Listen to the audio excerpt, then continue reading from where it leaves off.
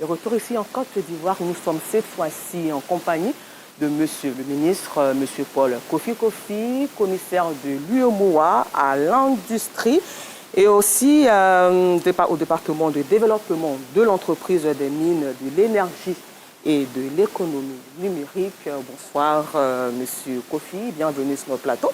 Bonsoir. Alors là, vous êtes au nom de l'UEMOA, qui est l'Union économique et monétaire ouest-africaine, qui est aussi une organisation régionale créée en 1994 pour favoriser l'intégration économique et monétaire des pays d'Afrique de l'Ouest.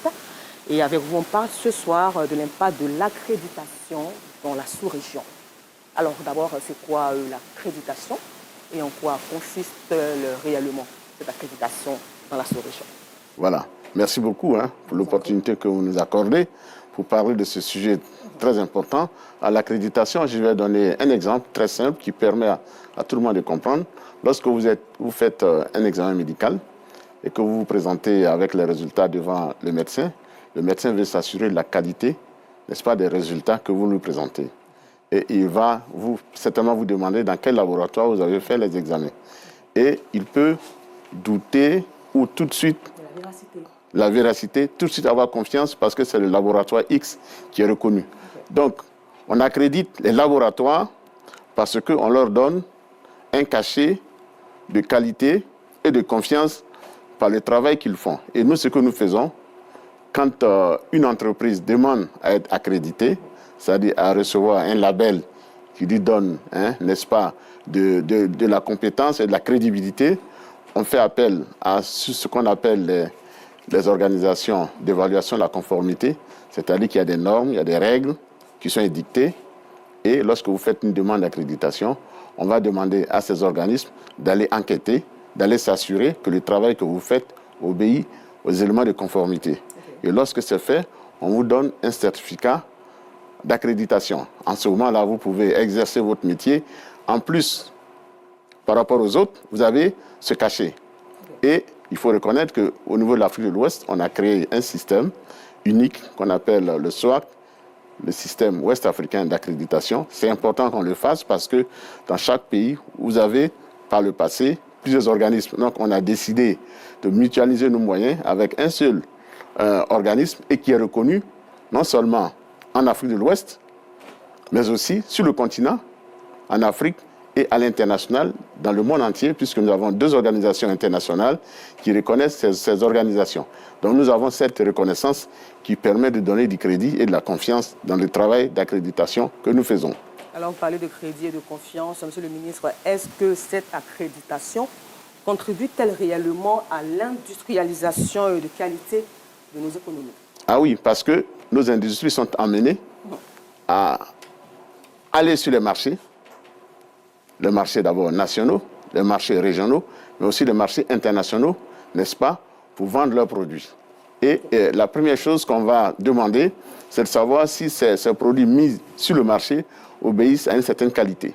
Et lorsque ces produits, ces entreprises qui déposent, qui mettent à consommation ces produits, sont estampillés du SOAC, voyez-vous, que la confiance est établie. Donc, le SOAC crée de la valeur, vous voyez, ça vous donne de la valeur, la qualité. Et en plus, lorsqu'il y a de la valeur, le prix est intéressant, vous voyez, par rapport à d'autres produits qui ne bénéficient pas de cette accréditation. Donc, vous dites que vous conseillez les autres nations qui vont tout à fait. À ce projet. Tout à fait. Donc, nous invitons non seulement les pays de notre zone, mais aussi les autres. Aujourd'hui, il y a 18 pays qui ont adhéré au SOAC. Depuis les pays du Maghreb jusqu'en Afrique du Sud, nous avons aujourd'hui, en passant par le Cameroun, beaucoup d'organisations ont demandé l'accréditation du SOAC. Alors, monsieur le ministre, avant de terminer, pour les téléspectateurs que nous suivons à présent sur RTI2, un exemple d'un domaine d'activité dans lequel vous intervenez. Voilà. Alors, vous voyez que j'interviens en ce qui concerne l'accréditation. Par exemple, la construction. Construction de bâtiments. Vous avez des produits, des matériaux de construction qui sont utilisés dans la fabrication de routes ou dans la construction de bâtiments. Vous voyez que malheureusement, souvent, il arrive que des bâtiments s'écroulent et parce que ils n'ont pas suivi, les entreprises n'ont pas suivi, n'est-ce pas, la démarche qualité qui permet cette accréditation. Et voilà, on assiste à des drames. Donc c'est très important de... C'est là que vous travaillez. Voilà, on travaille à tout cela. Okay. Merci encore à vous, monsieur le ministre. Merci. Un dernier mot avant de conclure ce temps d'information. Je crois que c'est de croire à ce qu'on fait et ne pas attendre de se faire accréditer à l'extérieur du continent, aller en Europe ou ailleurs, en Amérique ou en Asie, pour aller se faire accréditer alors que nous avons des compétences sur place. Merci encore à vous d'être passé sur notre plateau. Alors, fidèles téléspectateurs de RTI2 qui vient de nous prendre en marche, sachez que nous étions en compagnie de monsieur le ministre Paul Kofi Kofi, commissaire de l'UEMOA à l'industrie et à la transformation, l'UEMOA qui est l'Union économique et monétaire ouest-africaine. Et avec lui, nous avons mis l'accent sur l'impact de l'accréditation dans la sous-région.